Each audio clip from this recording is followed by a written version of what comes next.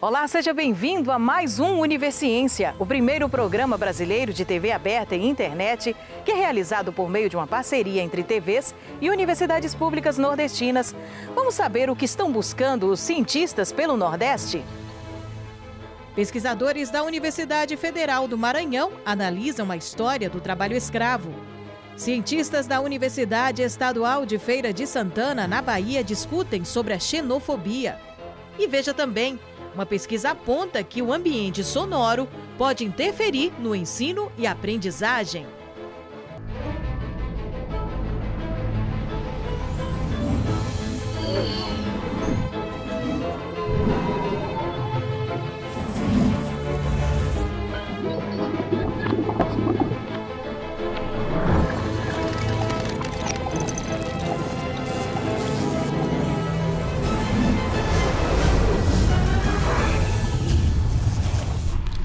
Vamos falar de um assunto chato, mas que precisa ser combatido. Você já ouviu falar sobre a xenofobia? Pois é um sentimento de hostilidade contra pessoas de diferentes culturas e territórios. E a professora da Universidade Estadual de Feira de Santana, Patrícia Navarro, fala pra gente de 5 coisas que todo mundo precisa saber sobre a xenofobia.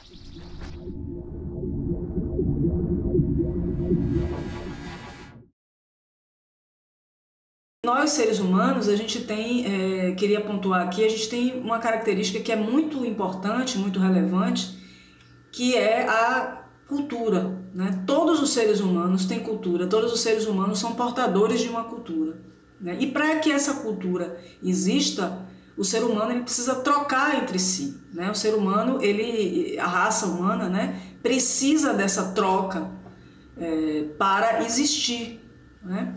Quando o ser humano nasce, ele já nasce num grupo sociocultural e esse grupo vai dar as diretrizes, né, da vida dessas pessoas. A língua, os modos de agir, os mínimos detalhes da sua vida, digamos assim, da sua conduta cultural é dada a partir desse convívio, né? Desse convívio em cultura, vivendo a sua cultura.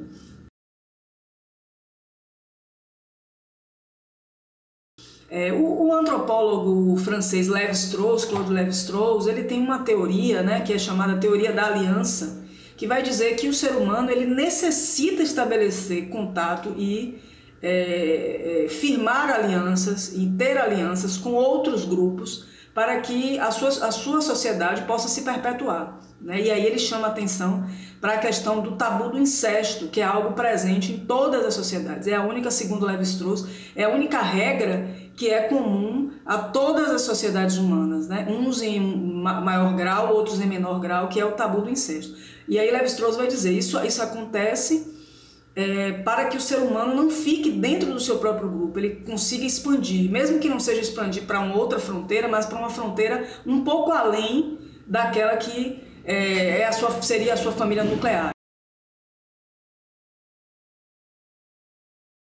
O etnocentrismo, como o nome está dizendo, etno significa, vem de etno, vem de étnico, né, de povo, de étnico, e centrismo vem de centro, ou seja, o etnocentrismo seria uma hipervalorização de um grupo, de um dado grupo, né? Um grupo que acha que o seu grupo, o seu povo, a sua cultura seria a medida de todas as coisas, né?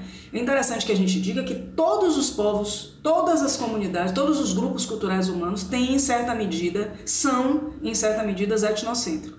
A questão é que alguns, ao longo da história, usaram esse etnocentrismo não para supervalorizar o seu grupo, ter o seu grupo, preservar a sua cultura, mas para destruir outras culturas, né? Ou seja, o meu é melhor, eu acho que o meu é melhor, o meu é mais interessante e o seu é diferente, é ruim e eu não quero conhecer e ele precisa ser exterminado. Bom, a gente tem um grande exemplo disso que foi o Holocausto, né? O que aconteceu durante a Segunda Guerra Mundial com os judeus, com os ciganos e com outros povos que eram considerados inferiores pelo nazismo. A xenofobia é isso, né? É a negação do outro, é a negação da possibilidade de contato com o outro, tanto o outro mais próximo quanto o outro de outros países, isso ainda fica mais claro, né? Um outro teórico muito importante, que é o Frederick Barth, né, quando ele fala sobre etnicidade, grupos étnicos e suas fronteiras, ele fala da fronteira étnica, né? Ou seja, é necessário a diferença, a gente ver a diferença para que nós possamos afirmar a nossa identidade. Então, até para a gente firmar a nossa identidade, a nossa cultura, né, retomando um pouco aquela questão que eu falei lá no início, da importância da cultura para o ser humano, né? É importante que a gente tenha a diferença, que a gente se depare com ela para a gente fortalecer a nossa própria identidade. Porque as diferenças, elas são importantes, elas são fundamentais para a constituição até de nós como seres humanos, né? Desde os princípios da humanidade, dos princípios do que a gente pode chamar de início da raça humana no planeta, a gente necessitou dessas diferenças, né? De ter consciência dessas diferenças e de absorver essas diferenças para que nós possamos existir enquanto cultura e enquanto espécie humana. Uma análise sobre a trajetória dos trabalhadores rurais da Baixada Maranhense. A professora Flávia de Almeida, da Universidade Federal do Maranhão, faz uma análise sobre o assunto para a gente.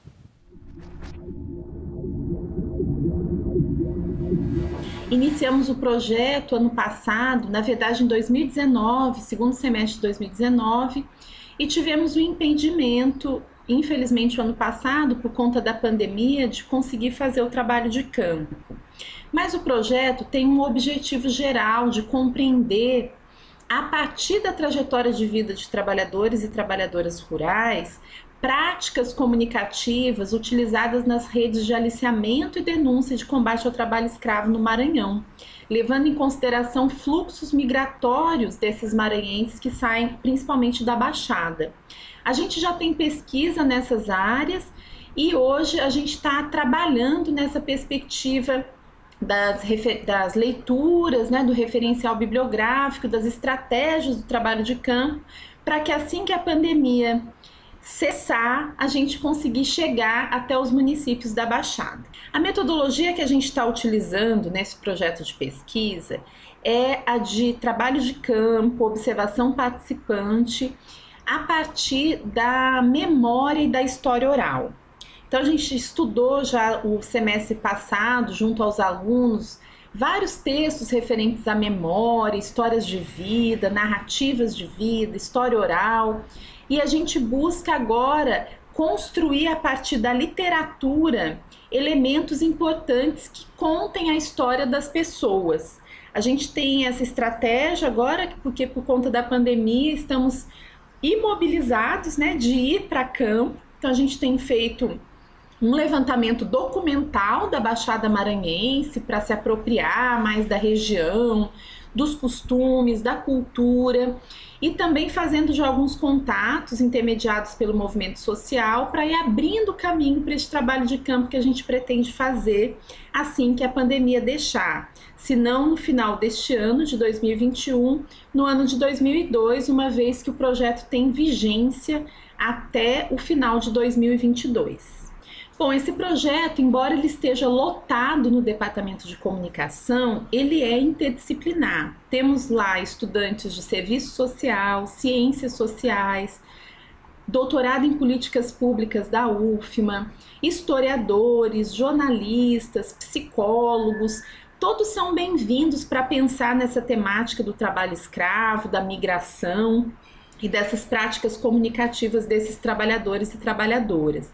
Trabalhar a interdisciplinaridade é muito bom para a gente dar uma qualidade às nossas investigações, o nosso objeto amplia porque ele usa outras lupas para além da lupa, no caso do nosso campo da comunicação, mas é um desafio muito grande porque a gente trabalha com olhares diferentes sobre o mesmo objeto, mas a gente acredita que é muito rico nessa perspectiva, tanto para mim, quanto coordenadora do projeto, quanto para os pesquisadores que estão no projeto aprenderem uns com os outros a partir dos lugares de fala e de ver e dos modos de contar diferentes. Então está sendo uma experiência muito interessante. E daqui a pouco a gente volta com mais Universiência, trazendo informações a respeito das pesquisas científicas no Nordeste. Até já!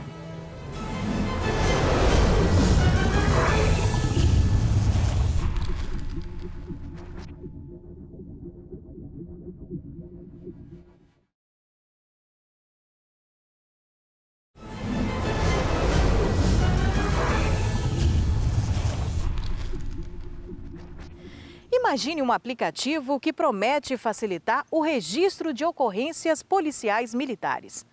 Pois graças a um projeto desenvolvido pelo Instituto Federal de Educação, Ciência e Tecnologia baiano, na cidade de Guanambi, isso agora será possível.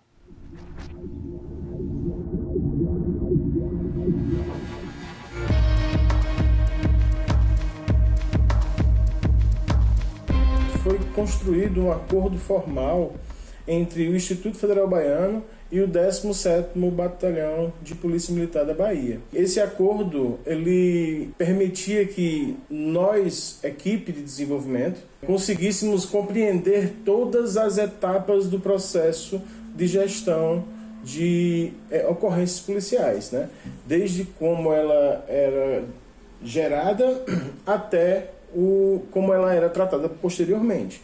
O diferencial do aplicativo é porque o policial ele pode fazer esse registro dessas ocorrências de forma offline, ou seja, se ele vai para um local remoto, distante, que ele não tem acesso à internet, ele pode registrar a ocorrência, que ela vai ficar registrada localmente no aplicativo, e logo quando ele se conectar, chegar a um local que ele pode acessar a internet, o aplicativo vai fazer o lançamento dessas modificações, né, desses registros no banco de dados. Compreendendo a mecânica da gestão das ocorrências policiais, nós percebemos que as ocorrências elas são divididas em duas partes, né? Uma parte mais estratégica e uma parte mais operacional. Essa parte estratégica, ela cabe analisar as ocorrências que foram executadas, né? Analisar essas ocorrências e transformar essas ocorrências em gráficos, em inteligência, que possa servir como base para que as pessoas responsáveis pela gestão da segurança pública possam tomar melhores decisões. E existia uma parte operacional.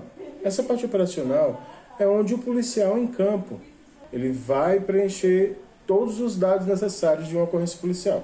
Data, dia, tempo, horário, né? Ele pode armazenar informações de localização e essa informação a gente consegue extrair via GPS a informação de geolocalização dele, né? As coordenadas geográficas. O policial ele pode adicionar todos os elementos de uma ocorrência policial, sejam envolvidos, sejam itens furtados, sejam drogas apreendidas, documentos encontrados. Ele pode também tirar fotos de determinadas circunstâncias e anexar essas fotos à ocorrência. Uma vez que a ocorrência ela é fechada, essa ocorrência agora vira dado, que vai ser analisado na interface estratégica.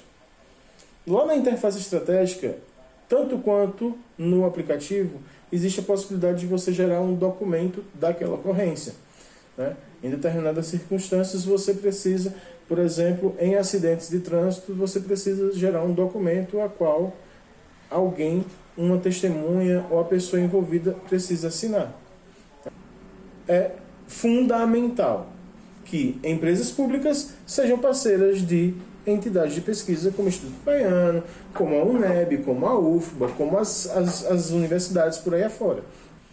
Então, eu acredito que se as empresas públicas chegam mais próximo das empresas, das entidades de fomento de tecnologia, né, como o Instituto Federal, os institutos federais, e dizem, nós temos esse problema, vocês conseguem resolver?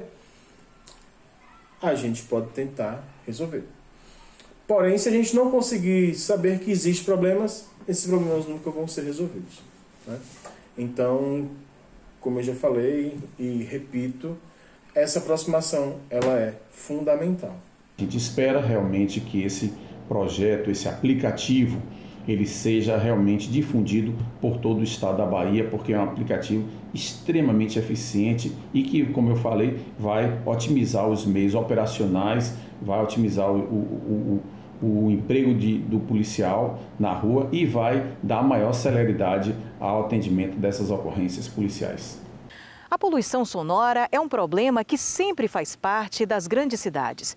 E para entender melhor o impacto disso, um pesquisador da Universidade Federal do Maranhão constatou que o pouco equilíbrio do ambiente sonoro pode impactar negativamente, por exemplo, no ensino e aprendizagem.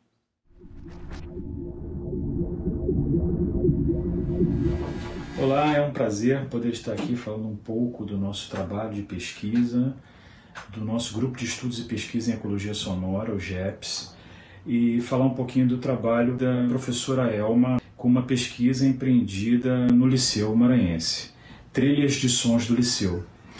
Foi uma pesquisa feita, defendida ano passado, né, feita em 2019-2020, defendida no finalzinho do ano passado, de 2020, e foi muito bem avaliada pela banca, pelos nossos colegas que participaram, quer dizer, um colega da USP e um da UFRJ.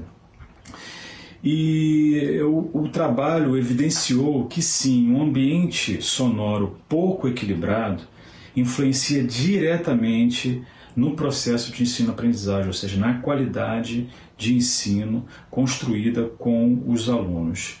Por outro lado, percebeu-se que um estudo acerca da paisagem sonora ampliou o universo auditivo dos alunos, quer dizer, isso pode influenciar também diretamente no cuidado com que as pessoas passam a perceber o ambiente sônico, passam a perceber o ambiente sonoro.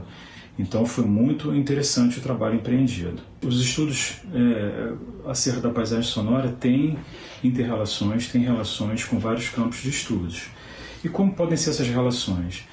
Por exemplo, a acuidade sonora é algo que a gente trabalha pouco.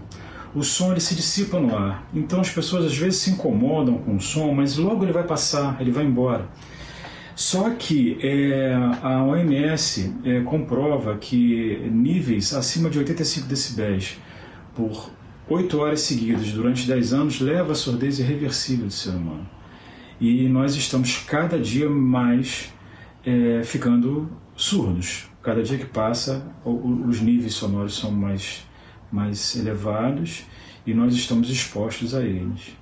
Isso se dá por falta de educação musical na escola, por falta de estudos, por falta de incentivo à acuidade sonora. Isso o que nós pensamos e defendemos, e como Schaeffer também, que é o principal teórico que nós estudamos, defende isso. De que forma isso tem impactado nas instituições de ensino, né? De que forma esses estudos têm impactado?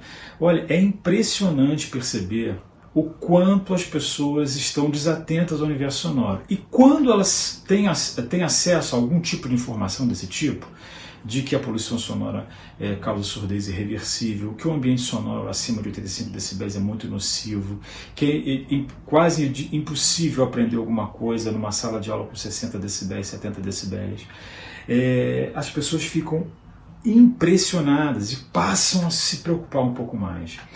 Então, a difusão, a divulgação dos dados de pesquisas como essa que nós fizemos aqui no Liceu, que a Elma empreendeu no Liceu e eu orientei, a divulgação disso, o retorno disso para a sociedade é imprescindível, porque a partir desse retorno se toma uma postura diferente.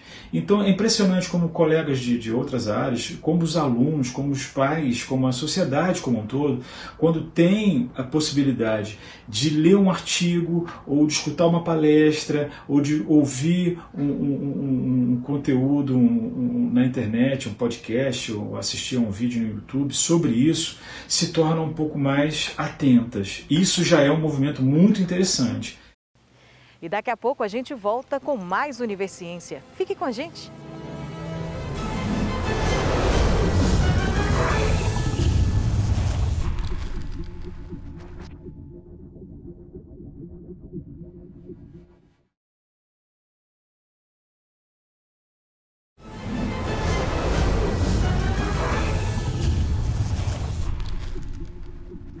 Agora olha só que interessante. Uma turma da Universidade Federal do Recôncavo Baiano busca educar através de um certo estilo musical. Conheça mais sobre o Educa Rap, que mistura poesia, arte, música e transformação social. Pensar hip hop é pensar cultura. Então a gente enxerga o movimento cultural de forma ampla, não só voltado para o rap.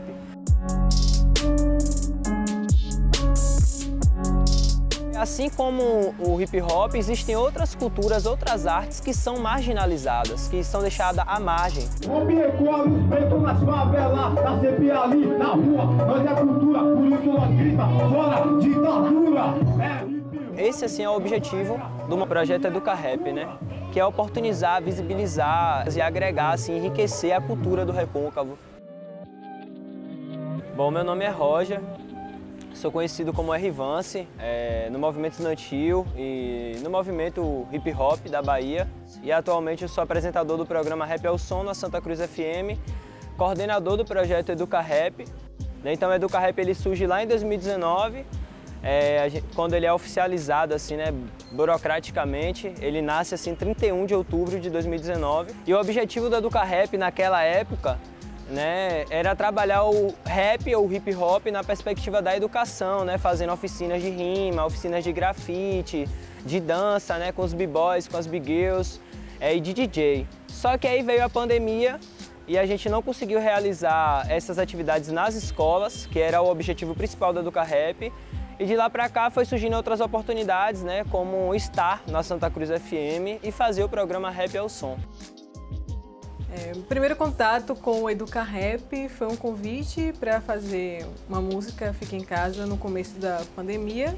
Isso tudo me faz lembrar que estamos em uma placenta e a Mãe Terra é a única fonte vital. Foi um desafio para mim porque eu, até então não tinha composição, nada voltada para o rap. Fui conhecer esse projeto, né, conheci o Rap é o Som e hoje também sou uma das integrantes da equipe no Momento Lírico, que é o momento de poesia, né, na Rádio Santa Cruz FM, também dentro do programa Rap é o Som. O EducaRap, ele chegou na minha vida assim de uma forma espontânea. Uma certa vez, num colégio onde eu estudo, teve um projeto chamado Transforma E, que é um projeto que trouxe várias oficinas de artes, de tubantes e também teve apresentações de estudantes. Nesse projeto que eu conheci o EducaRap, no qual me abraçou e me acolheu como estudante. Procuro fortalecer todos os meus aliados com a magia do amor, sempre trilhando em meus passos, desvio dos estilhaços e mostrar a eles meu som. É só rajada de rap, mano, isso é rap do bom. Então a gente consegue ocupar as escolas, né? Consegue ter acesso às escolas quando a gente apresenta uma proposta de rap educativo, né? Com essa perspectiva educativa.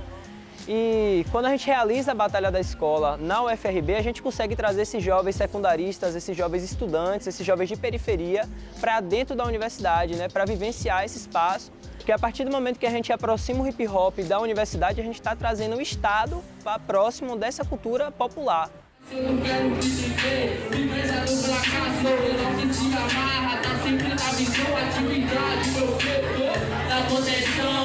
Essa ponte, né, que o EducaRap faz entre a comunidade e a UFRB, acho muito importante de estar levando MCs da cidade para o programa de rádio, MCs da cidade para eventos da universidade.